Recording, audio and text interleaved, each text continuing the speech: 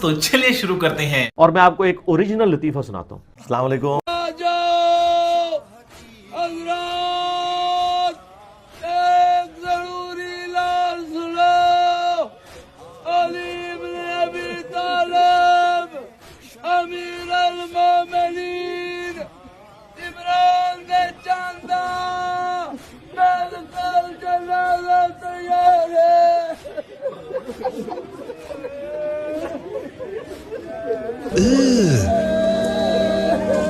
Brother, what's that? What's that, brother? قبروں کی پوجا نہیں ہوتی، یہاں درگاہوں کے اوپر چادریں نہیں چڑھا جہاں، یہاں درگاہوں کا وجود نہیں ہے، یہاں مزاروں کا وجود نہیں ہے، یہاں شرک کے مظاہر موجود نہیں ہیں، یہاں صحابہ کی قبریں نہیں پوجی جاتی، یہاں رسول اللہ صلی اللہ علیہ وسلم اللہ کے بعد جن کا رتبہ، ان کی قبروں پہ سجدے نہیں کیے جاتے، انہیں ان سے مدد نہیں مانگی جاتی۔ اس لیے سعودی عرب مجرم ہے، اس لیے کہ وہ توحید کے اوپر قائم دائم ہے، اس لیے کہ سعودی عرب مزاروں کی روٹیاں نہیں کھاتا، درگاہوں پر بڑے بڑے باکس لگا کر اور نذرانوں کے نام پر سعودی عرب پیسے نہیں وصول کرتا۔ بات تو صحیح ہے۔ پاپا جان، آپ ہمارے گھر پیلی چپل پہن کر آئے، کیا اس میں کوئی حکمت ہے؟ مزاق ہے یہ؟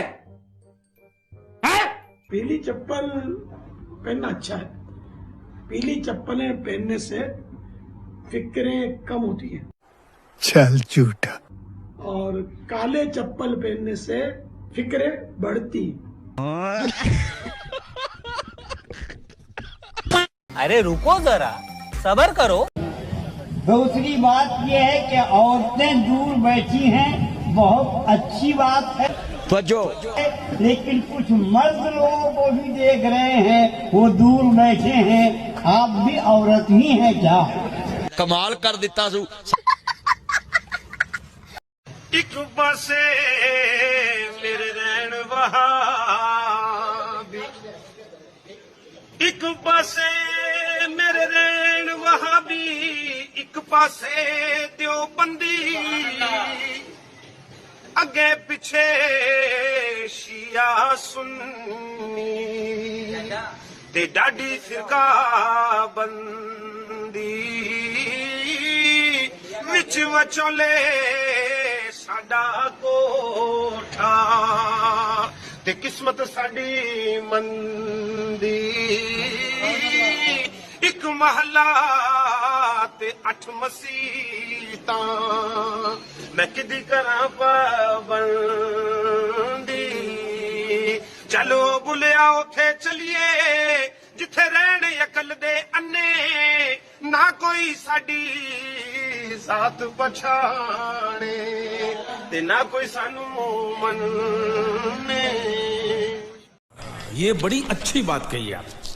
سنو میرے پیارے بزرگوں اور دوستوں، کیا شان ہے سرکار غوث الورا رضی اللہ تعالیٰ عنہ کی کہ سرکار غوث پاک سرکار امام احمد بن حنبل رحمت اللہ علیہ کی مزار شریف پر تشریف لے گئے۔ لے جا کر غوث پاک سرکار نے کہا السلام علیکم یا ولی اللہ، سلام کیا۔ کون ہے امام احمد بن حنبل؟ جن کے مخلد کا نام غوث اعظم ہے۔ جیسے ہم لوگ فقہ میں سرکار امام اعظم ابو حنیفہ کے مخلد ہیں، اسی طرح سرکار غوث پاک امام احمد بن حنبل کے مخلد ہے۔ تینوں کچھ نہیں لبڑا۔ لیکن اب دیکھنے والے بیان کرتے ہیں کہ جیسے ہی سلام سرکار غوث پاک نے پیش کیا، مزار امام احمد بن حنبل شق ہو گئی۔ ایسا نہیں ہو سکتا، کہہ دو کہ یہ جھوٹ ہے۔ مزار شریف شق ہو گئی، جدا ہو گئی، اور اس میں سے سرکار امام احمد بن حنبل تشریف لے آئے، جو تقریباً 150-200 سال پہلے اس دنیا سے پردہ فرما چکے تھے۔ وہ مزار سے باہر تشریف لائے، سرکار غوث پاک کو اپنے سینے اقدس سے لگا لیا، لگا کر کہا میرے نبی سا ہے ہی کوئی نہیں، تیرے بابے تھے شے ہی کوئی نہیں۔ اے شیخ عبد القادر جیلانی، ہم شریعت میں بھی آپ کے محتاج ہیں، ہم طریقت میں بھی آپ کے محتاج ہیں۔ اچھا، میں حنفی، میں شافعی، میں مالکی، میں حنبلی، میں جعفری، ایسا کہتے ہیں دنیا کے مسلمان، آخر یہ ہیں کون؟ ان کی حقیقت کیا ہے؟ حنفی، شافعی، مالکی، حنبلی، جعفری۔ کن لوگوں کو کہا جاتا ہے؟ حنفی یعنی امام ابو حنیفہ کے فالوورز، شافعی یعنی امام شافعی کے پیروکار، مالکی یعنی امام مالک کے فالوورز، حنبلی یعنی امام احمد ابن حنبل کی فقہ پر عمل کرنے والے، جعفری یعنی فقہ جعفری پر عمل کرنے والے۔ امام احمد بن حنبل کون؟ جو ڈائریکٹ شاگرد ہیں امام شافعی کے۔ امام شافعی शाफई कौन? ये इनडायरेक्ट शागिर्द हैं इमाम अबू हनीफा के। इमाम अबू हनीफा कौन? जो डायरेक्ट शागिर्द हैं इमाम जाफर सादिक अलैहिस्सलाम। इमाम मालिक कौन? ये भी डायरेक्ट शागिर्द हैं इमाम जाफर सादिक अलैहिस्सलाम के। यानी ये चारों इमाम डायरेक्ट या इनडायरेक्ट शागिर्द हैं इमाम जाफर सादिक अलैहिस्सलाम के। खुद इमाम अबू हनीफा कहते हैं कि अगर मैं 2 साल इमाम जाफर सादिक अलैहिस्सलाम की शागिर्दी न करता तो हलाक हो जाता। तो आखिर इमाम जाफर सादिक अलैहिस्सलाम कौन? जो रसूल खुदा सल्लल्लाहु अलैहि वसल्लम की औलाद में से हैं और शियों के छठे इमाम हैं। अब आप खुद फैसला करें कि दीन को बेहतर तरीके से कौन पहुंचाएगा, शागिर्द या उस्ताद? जावेद तिरमिज़ी में एक हदीस है, हज़रत अनस बिन मालिक को कहते हैं, या रसूल अल्लाह क्या मुझे आप मेरी शफाअत करेंगे? फरमाया मैं करूंगा। तो या रसूल अल्लाह मुझे अपना पता बता दे, मैं आपको कहाँ तलाश करूं? आपने फरमाया तुम पूरे सिरात पे आ और भाई तुम मुझे पूरे सिरात पे देख लेना, मेरे उम्मती गुजर रहे होंगे, मैं उनके लिए सलामती की दुआ कर रहा हूँ। क्या रसूल अल्लाह पुलिस रात पे ना पाऊँ? तो आपने फरमाया कि फिर तुम मिजान अमल पे आ जा, जहाँ लोगों के नामा अमाल तोले जा रहे। नबी इस्लाम को नामा अमाल में तोल रहा हो, आपको तो उन्होंने अमल दे दिया ना, इन्ना फतहना लका फतहन मुबीना।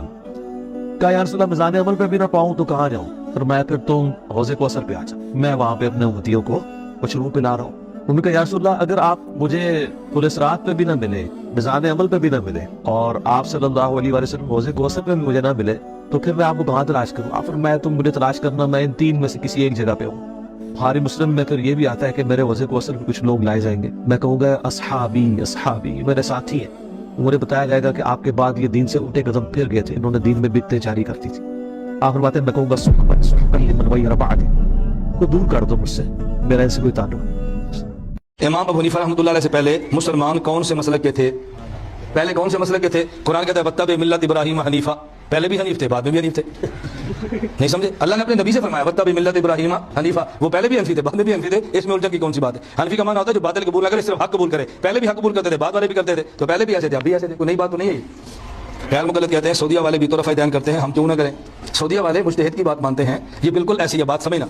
एक बंदा बीमार हो और वो चला जाए डॉक्टर MBBS के पास, वो उसको दवाई दे, और दूसरा बंदा बीमार हो और वो चला जाए अताई डॉक्टर के पास और दवाई एक ही दे, हुकूमत MBBS डॉक्टर के खिलाफ पर्चा काटेगी अताई के पास। क्यों? दवाई तो दोनों ने एक दी है। क्यों? इसलिए उसको हक था, इसको हक नहीं था।